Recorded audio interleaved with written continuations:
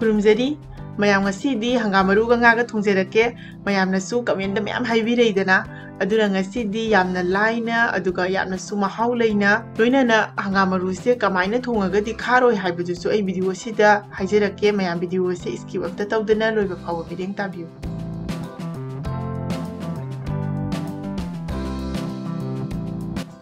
ꯑꯍꯥꯟꯕꯗ ꯉꯁꯤꯒꯤ ꯊꯣꯡꯅꯕ ꯉꯥꯁꯦ ꯁꯤꯗ ꯂꯩꯔꯦ ꯉꯥꯁꯦ ꯑꯩꯅ ꯔꯧ ꯑꯣꯏꯅ ꯂꯧꯔꯦꯕ ꯑꯗꯨꯗ ꯍꯧꯖꯤꯛ ꯌꯥꯏꯉꯪꯁꯦ ꯈꯤꯇꯪ ꯑꯃ ꯆꯥꯏꯁꯤꯜꯂꯅꯤ ꯑꯗꯨꯒ ꯊꯨꯝ ꯈꯤꯇꯪ ꯑꯃꯁꯨ ꯆꯥꯏꯁꯤꯜꯂꯅꯤ ꯍꯪꯒꯥꯝ ꯊꯥꯎꯁꯦ ꯃꯆꯨꯝ ꯑꯃꯇꯪ ꯊꯥꯗꯔꯅꯤ ꯑꯗꯨꯒ ꯐꯖꯅ ꯇꯣꯠꯁꯜꯂꯒ ꯃꯤꯅꯤꯠ 10ꯃꯨꯛꯀꯤ ꯑꯣꯏꯅꯀꯣ ꯁꯥꯏꯗ ꯑꯝꯇ ꯊꯝꯕꯤꯈ꯭ꯔꯅꯤ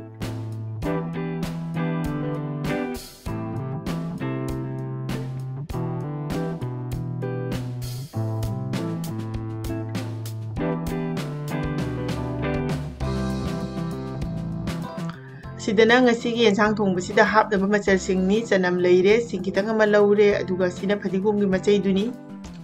sida tilo ama soire aduga sidana moro atekpa leire aduga asina ko gurmoris tuniaba asi kitang ama sulobire sida ina grinding jar ama laure sida chanam se hapsalani aduga tilo si su hapsalani Hoji fadigom gi machai do hapsalani aduga sing kitang ama hapani fadigom machai se leitragana maru ina hapire su yagani ko moro atekpa leire moro atekpa se kitang hapsalani asi sina khoi hangam maru se takpa matam da khahan loi doineba moro atekpa sina aduna si haptaba yade Hoji hangam maru na puma chu se teaspoon achauba ama hapsalani ko khoi chak chaba ka jaba chamas tuneba aduga sina tangkhai ama hapani amuba sina aduga sida ko hangam thau se chamas amagumba hapsalani asi sina ko ne enjang du tongan mahaw ma lak tuineba Hoji ising ji kitang hapani ising ji jam happy ganu ko kap tangkhai gumba happy re Hoji makum se kupsilaga takhairani ngaha kuina takpigani ko haidi ma se paiba matamda koi cream dumaina uigadauba magi changse sumaina nangnang launa uigadauba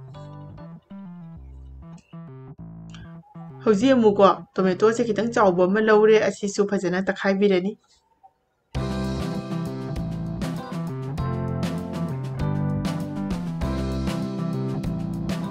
Hoji khang thangale khang se sare thau hapselani ngangau Masih yensang sidi ko ngangau bagi su yensang thong bagi su punamaga se hangam thau na loi si na bigani ba thau se pajana sare mulle ai kan tu da nga se hapselani na tari nga se horen napkani ba nga se kitang hena munjan na tau bigani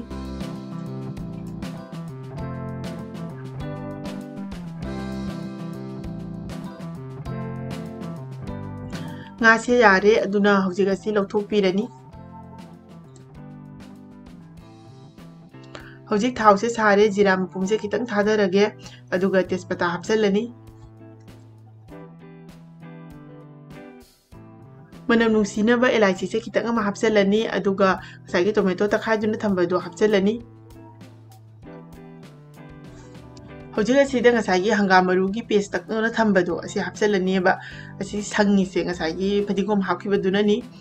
Hoji gasi phajana amukta motpirani ado asigi khothong se thawde kitang yamna changi adubu no phadok chaba gi dikasunate da Ola matungda yangang hapsalani yangang se samasang hama hape aduga moro ashuba samasama hapchalle aduga sina jira subani samasama hape atai maroi di haparoi ko hadi atai di takpa matabda dum hapkhrabani na karigumba ngasai phadigom do haptaba taraga di sida adi phadigom maru ashuba powder do samasama tang hapiu hoji gasi phajana amukta otpirani aduga ko mai se pikna leitharaga makhum gupsin duna thammani hadi gravy sina munnabagi ko sumaina nga minute jem ahum mari muko makhum gupsara thamna matungda makhum se hangdopirani mayam jingbiu sumaina ko side da thau thokpa horaga di magi gravy se mulle na takpane ba ado matam sida di akoina mai se low flame da thambi gadabani matang asida akoina ising se kitang ama haijalani ising yamna hapa yade ko ising yamna hapa taraga di hangam maru se mukhane ba aduga asmaina hangam maru ga ngaga thongbadi ising yamna hapna de takpa matam su yamna hapiroi aduga enjang mahi su yamna hapiroi ba Fajana ola matungda yensang se sawgale ai kantu da isagi changda thum hapsalani aduga amuktanga otpirani ba aduga hauji akoina nga se hapsalani